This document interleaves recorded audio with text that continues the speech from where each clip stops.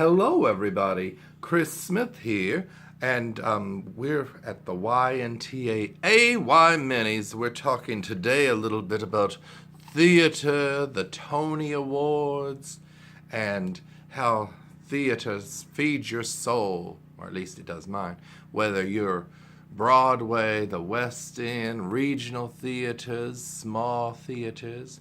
Speaking of small theaters, I am doing a show called Feet First at the Hollywood Fringe Festival. I'm not in it, of course, but I did write the book, and I just love this show. And look, one of my friends, or who knows, maybe it was multiple friends, sent me flowers. They're real red roses. I've never received any before, I don't believe. And they sent them after opening night, and I won't read the card, but if anybody knows who sent them, do come forward. I would love to thank you. I love them so much. And they're just singing the show's praises, so I don't want to toot my own horn. Though somebody once said, if you don't toot your own horn, how are they going to know that you're coming? Well, we'll talk more about my show in a minute, but did you all watch the Tonys the other night? They were so good. Kevin Spacey was the host, and Dear Evan Hansen was the big winner. Where are my things? The shows up were, of course, Come From Away, Dear Evan Hansen. They were competing with Groundhog Day, the musical, and Natasha Pierre and the Great Comet of 1812. That title always sends me into a panic because I'm like, it's so long. Of course, I wrote The Good People of Sodom and Gomorrah, the musical, so who am I to cast stones at a long title? But yes, so they had these little things called the Tonys, and Dear Evan Hansen won 6 awards, including Best Musical, which is the one that everybody seems to want to win. And Hello, Dolly, starring Bette Midler, won Best Revival of a Musical. I haven't seen Hello, Dolly, but I was cheering for Falsettos, which is one of my all-time favorite shows. And it was nominated for 5, but it didn't win anything to my knowledge, no. But they did film it for to be shown on PBS, and they're showing the filmed stage version of Falsettos. They announced it on the Tonys. They're showing it on the big screen this summer at select theaters, and I can't wait to go see that. I want to see it multiple times. Now, about the Tonys, what did you all think? Kevin Spacey was the host. I thought he did a pretty good job. I mean, Kevin Spacey, he scares me a little because of that Frank Underwood character he plays on House of Cards. And President Frank Underwood and his evil First Lady, played by Robin Wright. I'm not a big fan, even though she was on Santa Barbara. But that's another episode. But they did make an appearance toward the end of the Tony Awards to bring out an envelope, and that was sort of funny. And he did all sorts of impressions. Johnny Carson, he did Bill Clinton. He wasn't a stiff host or anything. He was very game, and he was very fun, I thought. Let's talk about some of the things. Gavin Creel won for featured actor in a musical for Hello, Dolly. Cynthia Nixon from Sex and the City. We were happy for her. She won featured actress in a play for Lillian Hellman's The Little Foxes. Dear Evan Hansen. So Pasek and Paul, Benj Pasek and Justin Paul, they won for original score. And they had a great speech, and I wrote in my little notes, they have so much to be grateful for, and I underlined it because they're so young, and they won the Tony, they won the Oscar just now. I bet they're going to be EGOTs soon. You know, those people who win Emmys, the Emmy, the Grammy, the Oscar, the Tony. But I'm not hating on them. I can't be jealous. I just I admire that. Good for them. Yes, Kevin Kline won Best Actor in a Lead in a Play, Present Laughter. Laurie Metcalf, who we love, Best Actress Lead in a Play for A Doll's House Part 2. I haven't even seen A Doll's House Part 1. Would I be able to see Part 2 without seeing Part 1? Rachel Bay Jones won for Featured Actress in a Musical for Dear Evan Hansen. She plays the mother. Even though she's so young, I bet I'm older than Rachel Bay. Now I lost her name. Rachel Bay Jones. Was that it? Yes. I bet I'm older than her. Could I be Dear Evan Hansen's father? Oh, that's depressing. Christopher Ashley won for Come From Away. And you know, I'm a big Come From Away fan, so I was excited about that. But then I was like, oh, I sort of wanted Michael Greif to win for Dear Evan Hansen as the director, because I'm a huge fan of Rent and everything that Michael Greif has done. I've enjoyed pretty much. And so it's sort of sad when you have the Best Musical winner, you've got Best Score, Best Book, but then your direction goes to another show. But he's still a winner. Don't weep for Michael Greif. Best Book, now the book nomination, I mean the presentation of the nominees.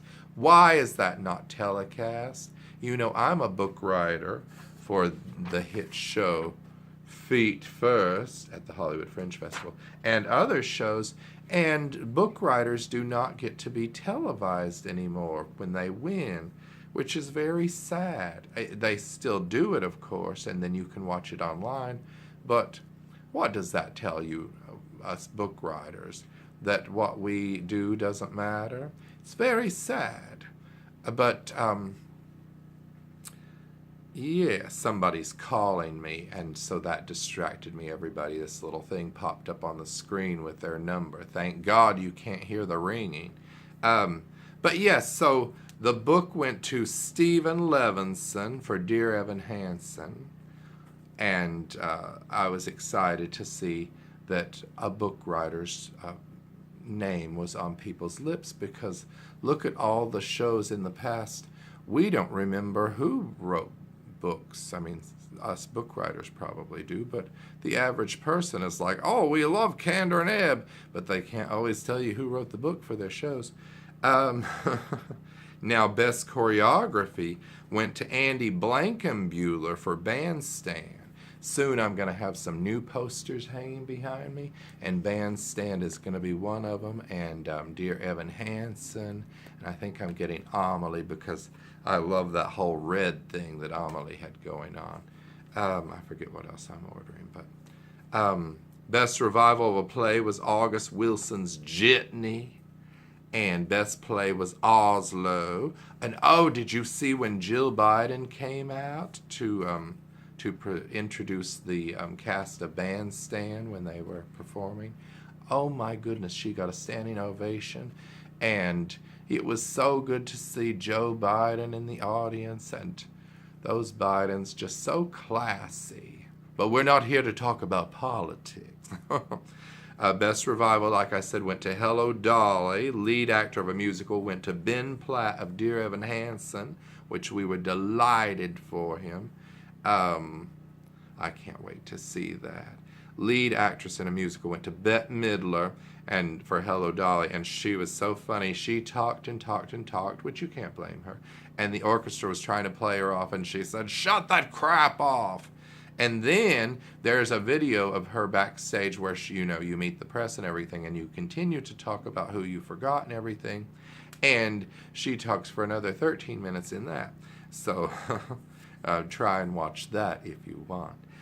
Best Musical, of course, went to Dear Evan Hansen. And I must say it was a good award show. The ratings were way down. I forget what percentage, but it was many millions less than last year with the whole Hamilton thing. But I guess that's to be expected once in a while. But yes, I thought it was a successful award show. Now, back to theater in general, and specifically the Hollywood Fringe Festival, which is happening right now in Los Angeles. It officially is June 8th to the 25th. And if you're in the Los Angeles area, do go and check it out. And check out my organization, New Musicals, Inc. They are doing 12 shows, 12 one-act musicals under the umbrella title 1001 Minutes of New Musicals. And I'm in, they're in little blocks of four different sections, productions A, B, C, and D. Now I'm in production D, and you get 3 shows: Effed Up Fairy Tales, Feet First, and Chatterbait. Now, the first performance was sold out, but you can still buy tickets for 4 more performances, and we have some 11 p.m. shows that we need to fill that house. So if you're a night owl, come on down to the Sacred Fools Theater in beautiful Hollywood. Now you can go and get tickets at hollywoodfringe.org and search 1001 Minutes of New Musicals. Carefully select your times. We have Wednesday, June 14th at 11 p.m. We have Thursday, June 15th at 6 p.m. We have Sunday, June 18th at 4:30 p.m. That one is filling up fast. I think there are only a few tickets left. And our closing night is Friday, June 23rd at 11 p.m. And yes, like I said, it features Feet First. It features Effed Up Fairy Tales by Grace Jasmine. She did the book and the lyrics, and the music is by David, Jaden Anthony. And then there's Chatterbait, the musical, based on the popular adult website. Do not look it up at work, but do look it up at home if you want. And that has a book by Dan Margulies, lyrics by Chris Edgar, and of course the music is again by David Jaden Anthony. May I say, I have such professional crushes on all these people. And yeah, I just love these shows so much. So 1001 Minutes of New Musicals, check that out.